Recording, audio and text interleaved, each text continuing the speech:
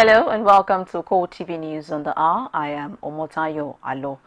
The federal government has declared that the student who died of suspected fresh case of Ebola virus disease in Calabar is free from pathogenic viruses. The government made this disclosure in a statement signed by Linus Awute, Permanent Secretary, Federal Ministry of Health in Abuja. Awute said that all tests conducted to establish the actual cause of the student's death proved negative to all pathogenic viruses known to man. The ministry had earlier dispelled rumor of Ebola and also directed the Redeemers University African Center of Excellence for Genomics of Infectious Disease at Ede, Osun State to confirm which virus caused the infection and death. According to him, the result shows that the disease is negative of pathogenic virus. It stated that the ministry has directed that the accident and emergency unit where the patient was admitted should remain closed throughout this weekend. He urged Nigerians to observe personal and environmental hygiene and keep reporting any suspected cases to the health institutions nearest to them. Vice President Yemi Osinbajo has called the Nigerians to build bridges of unity, not minding religious, ethnic or political party affiliations for the survival of the country. Osinbajo gave this charge in his remark at the Thanksgiving service in honor of the Secretary to the Government of the Federation, Babachir Lawal, at the Ekwa Church, Wuse 2, Abuja. The Vice President extolled the virtues of simplicity and humility of the SGF, describing him as a man who brought great sense of humor and simplicity to the State House. It said the APC represented the coming together of Christians and Muslims as well as the coming together of different tribes. Osinbajo said that God created everyone equal, not on the basis of religion or tribe, and He loves all in spite of one's faults and problems.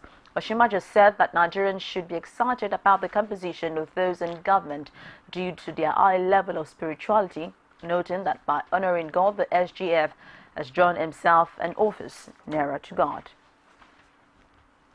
Borno State Governor Kashim Shettima has set May 29, 2016 as the deadline for the relocation and rehabilitation of millions of internally displaced persons in the state back to their homelands.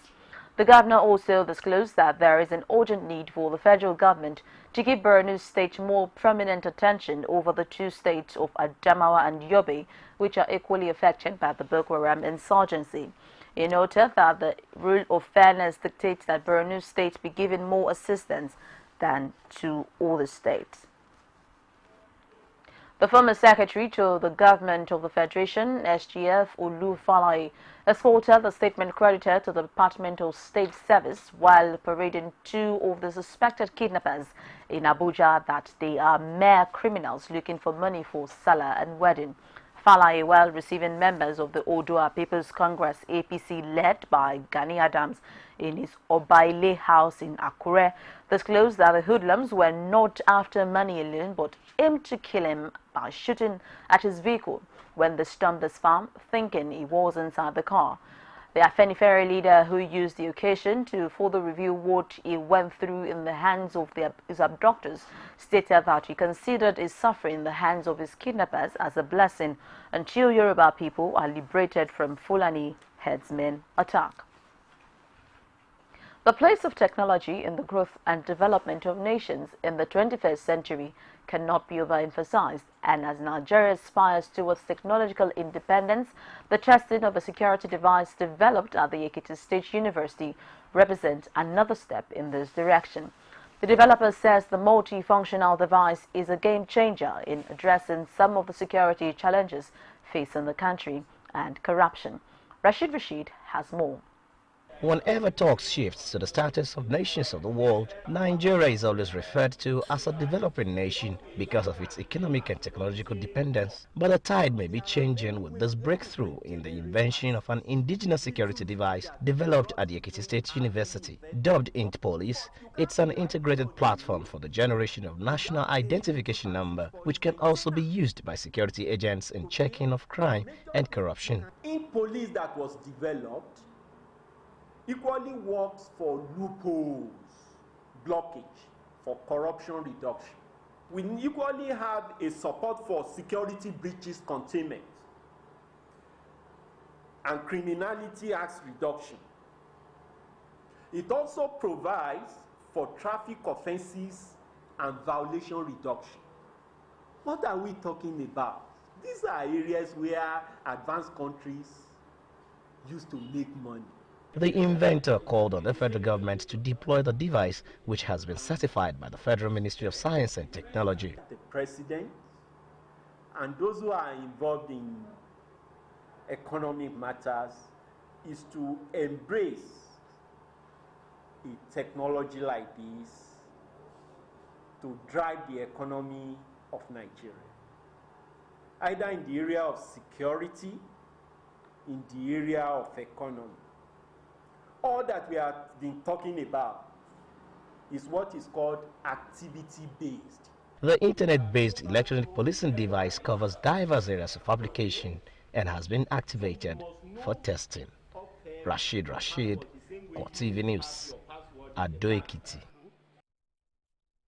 Former Akwa Ibom State Governor Godswill Akpabio has returned to the Economic and Financial Crimes Commission (EFCC) for more interrogation.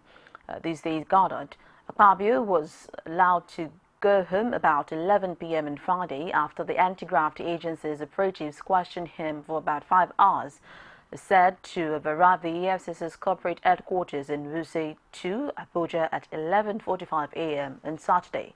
He was again accompanied by his lawyer, Ricky Tafa, and some of his personal aides. The EFCC's head media and publicity, Wilson Owajaran, confirmed Akpabio's return to the commission on Saturday but refused to speak further on the issue. However, Akpabio told journalists earlier in Abuja that he is a law-abiding citizen and will always respond to any summon to render his account of stewardship. Violence against women is no longer an individual problem but a worldwide menace. Over 900 women are violated by their male counterpart, be it their father, brother, uncle, husband or stranger. Victims of rape generally are female children hawking on the streets in towns, cities and villages who are often lured by predators or seized outrightly and taken into a room, sometimes uncompleted buildings, and raped. Our correspondent Natu Elabare has details on the issue of rape in Nigeria. Poverty and lack of access to basic education are some of the contributory factors to the unwarranted defilement of underage girls. Hawking has become a cultural trait in many communities whereby female children are given items to sell after school hours by desperate parents in a bid to boost family income. They could end up being lured into secret, quiet places or rooms and raped even by neighbors. Mirabel Center, a non-governmental organization for rape victims, advocate says rape victims should seek justice, counseling and medical treatment immediately after the ordeal. Yes, we find a high incidence of this happening. We find people who come in who have been children that were sent to go sell, and then they are hawking, and then somebody calls them to come into his house and then he perpetrates rape on them. You cannot blame yourself for the action of another person, but if it happens, it is very important that you seek help. Seek help, get medical help. Incidents of rape are not limited to children. Young women, married or single, can be victims. They experience sexual, physical and psychological violence like anyone else. When they are sexually violated, they cannot complain. They're scared, and so most times the rape incidents go unreported to security agencies. To his house and then forced me so many things that I don't wanted to do. And before I raised an alarm, after everything, people gathered and the police had to intervene. A lot of stigmatization surrounds the issue of rape. There is the fear of being blamed, the fear of not being believed. So that is what, in most cases, makes people not come out to talk about, rape when it has happened, because they fear that they might not be believed, they might be blamed for what has happened. So why go out to be blamed? You have been victimized.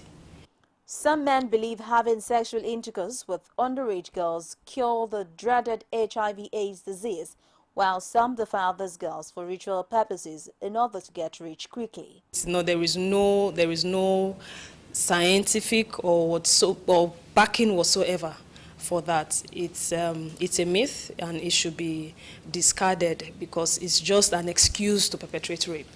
Just because of the fear of stigmatization, they are scared to actually come out and, share their experience with people, because they believe that, people are just going to be, look at this person was raped. So we should change our perception. We should, be able to, accept whoever must have gone through any kind of situation. We should be able to accept them and try to help them to, pass through that horrid experience. Many young men rape children, mothers and even grandmothers who are between 70 and 80 years, and such have become rampant in recent years. As a society lost its moral bearing because of materialism, it is hoped that this unscrupulous act will be reduced drastically.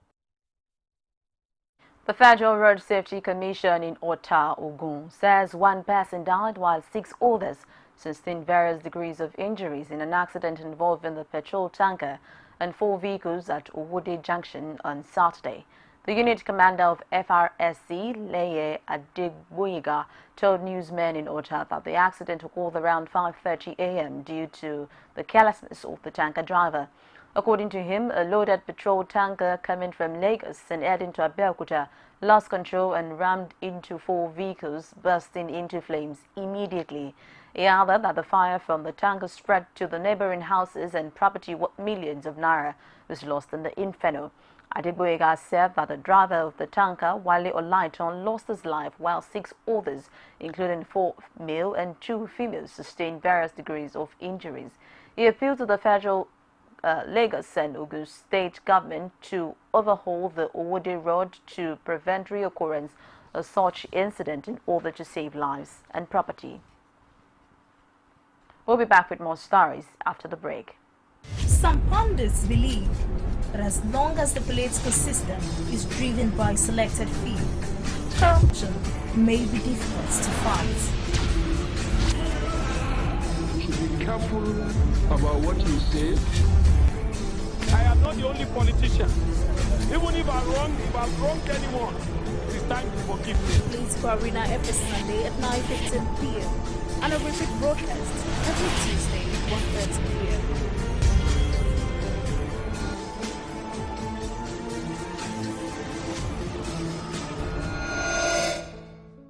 Welcome, it's CoreTV News on the hour. For more of our news and information, visit our social media platform, facebook.com/CoreTV News, our Twitter handle @CoreTV News NG. You could get more on our YouTube channel, youtube.com/CoreTV, leave a space and news. The Kaduna State Governor, Nasir El-Rufai, has urged the people of the state for support as he continues his quest to make change a reality in the state. According to El-Rufai, his government will not be daunted in its bid to bring long-lasting solution to developmental challenges facing the state. The governor, who spoke in Alsa at the 4th edition of the town hall meeting by the All Progressives Congress in the state, also promised to fight corruption to a standstill.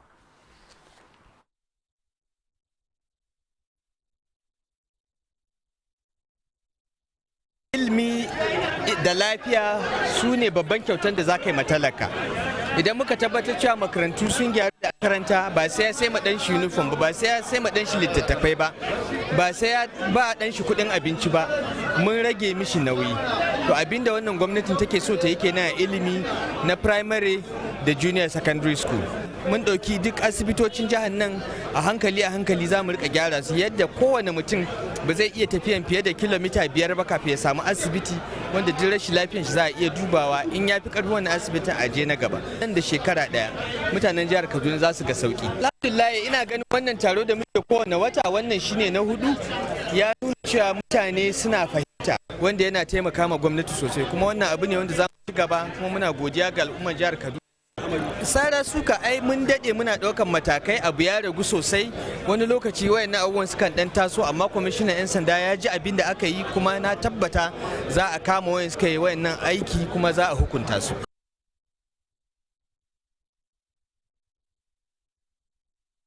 The coalition of southern socio-political groups in Ondo State has advocated for a special consideration to produce the next governor of the state from their area in the next year's governorship election. The Southern District had recorded huge successes for the People's Democratic Party in all the elections held in the area since 1999, and the new agitation is that now is the payback time for the party. The coordinator of CSSG, Adeomi Adebisi, argued that there is a need to put an end to socio-political imbalance and deliberate marginalization of the Southern Senatorial District. The group, which is an umbrella body of all the socio-political groups in the area, claimed the 2016 election in Ondo State must redress the anomaly by ensuring that a governor of the southern extraction takes the reins of next government. He added that the zone is endowed with a pool of seasoned technocrats, artists, administrators, political savvy and development-oriented individuals needed in the state. The coordinator stated that the group is rooting for the sustenance of democratic values and maintained that to preserve the good of Ondo State, there is need for impressive legacies of past government. In the light of dwindling financial resources and inability of government to pay salaries, the fear of whether state governors will be able to fulfill the electoral promises has become a growing concern in the country. Our correspondent spoke with a member of the Imo State House of Assembly on the state's free education program. The report. Eche Ediogo, a member of Imo State House of Assembly, former chairman of SUBEB and former Commissioner of Education, in an interview with CoreTV News in Owerri, disclosed the challenges and how they are being tackled. Initially, it wasn't easy for us to embark on this free education because teachers have already engaged themselves in petty training, even in the classroom, because they were not paid, no salary. The first thing His Excellency did was to make sure every 20 to 22nd of every month, salaries are paid. According to her, the teachers enjoy prompt payment of salaries, and the students, on their part, win laurels each time they represent the state in any competition, either locally or internationally. Teaching is now very enjoyable. Teaching profession is very enjoyable. So they don't want to miss it. And when you say, I will sack you, if you don't drop this, I will sack you, they'll drop it. The issue of vandalism of government properties is another challenge the authority is concerned about. Now, vandalization, my dear, is an appalling situation. I was asking them, why do you allow these beautiful, magnificent buildings to be vandalized? Because they were not involved. The governor spent his money, carried it, come and put it in the front of your house. They don't know the value. She, however, called on every community to be mindful of government projects in their place and protect them. Staff of tertiary institutions in Kwara State have declared an indefinite strike following the non-payment of 6-month salary arrears by the state government.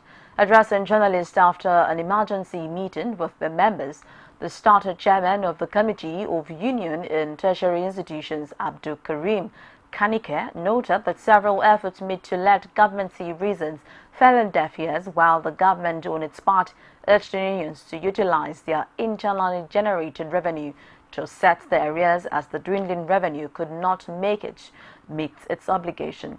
Rashid has details. Members of the Committee of Union in Tertiary Institutions, comprising 5 institutions in Kwara, have been at loggerheads with the state government for the past 3 months over the non-payment of salary arrears. Briefing their members on the effort made so far, the state chairman of the committee, Abdul Karim Kanike, informed them that all efforts made for government to pay their 6-month salaries arrears did not yield fruitful results. Addressing journalists, the committee says it has no option than to declare indefinite strike starting from Monday, having exhausted all peaceful means. Today, we have all agreed. Our people has given us a mandate. And that mandate we took to the meeting we had with the permanent secretary yesterday and all the management of the tertiary institution. Our entitlement of 6 months salary should be paid at the expiration of 14th October 2015. And with the government position as of yesterday that the reality is they don't have money. Our people has given us a mandate from Oro to Lafiaji to Ilori to Kais. That if the reality with the government is that they don't have the money, then the reality to them is that they can no longer work without payment. So therefore, we have assembled here, we have evaluated that mandate, and the reason is, the decision is we are going on industrial action. Reacting, government spokesperson Muhyiddin Akorede agreed that the government is owing, but not up to 6 months. He blamed the situation on fall in revenue from the Federation account and urged the higher institutions to make judicious use of internally generated revenue to pay salaries. And as I speak to you, government officials are working around the clock to try to raise the funds to pay subventions to the tertiary institutions, all parastatals, including tertiary institutions. So it's unfortunate that they have chosen not to recognize the government's efforts to solve this problem, knowing that this is a national problem. It's not limited to Kwara State. Secondly, those institutions are revenue generating. They generate funds, and it is government's expectation that they should be able to use the funds so generated to pay their workers and suspend any infrastructural projects pending the resolution of this financial crisis. As both the unions and governments took their respective stands, it is hoped that the issue will be settled soon to guard against total collapse of higher education in the state. Rashid, CoreTV News, Ilorin. We'll take another break and we'll be back with business and, of course, sports story. Stay with us. You can now watch CoreTV News live from anywhere in the world on our website, www.coretvnews.com. Click on Live TV on our website and watch us live. And welcome to CoreTV Primetime Days. To follow us on Twitter, click on Twitter icon on our website. On Facebook, click on the Facebook and YouTube to see all our previous news production. You can also watch us live on YouTube. Click CoreTV, leave a space, then news. CoreTV News, a 24-hour news station. In business, for the first time, Secretary's 2016 budget will get input from community leaders and the generality of the people at the grassroots level in the 23 local government areas of the state. Governor Aminu Waziri Tambuwal has said. The governor disclosed this on Saturday in Sokoto when he addressed members of the All Progressives Congress drawn from all parts of the state. Tambuwal also promised to complete all the projects he had inherited from his predecessor, Senator Aliyu Wamako. The governor further stated that his administration plans to initiate new projects, programs and policies to sustain the current tempo of the state's development. The National Automotive Design and Development Council has suspended issuing license to new vehicle assembly plants except for direct investment by those who actually build vehicles, known as original equipment manufacturers. This is contained in a statement signed by the Director General NADAC, Aminu Jale, who explained that applicants in process would not be affected. This is to enable Council consolidate the vehicle assembly operations and concentrate in developing local content. According to the Director General, the major objective of the National Automotive Industry Development Plan was to bring back completely knocked down automotive assembly and to develop local content. And in sport, President Muhammad Buhari extended his best wishes for a triumphant outing to the Golden Eaglets of Nigeria. The team is in Chile to participate in this year's Under-17 FIFA World Cup tournament, scheduled to start with a match against the United States of America. President Buhari, in a statement by the Senior Special Assistant on Media and Publicity, Gabashir, urged the Golden Eaglets to do their utmost best to match the outstanding performance of their victorious predecessors who have won the competition 4 times, including the inaugural edition in 1985 and the last tournament in 2013. He assured them and their handlers of the full support of the federal government and all Nigerians as they strive to bring more sporting glory to their fatherland by outplaying all their opponents in Chile and winning the Under-17 World Cup for a recorded 5th time. The president called on players to stay focused, avoid all distractions and put their globally acknowledged skills, ability and doggedness on display against USA today, Chile on October 20, Croatia on October 23, and in all their subsequent matches to win the tournament and give millions of soccer-loving Nigerians the perfect end-of-the-year gift. It's a wrap on CoreTV News at this hour. Thank you so very much for watching. My name is Omotayo Alo.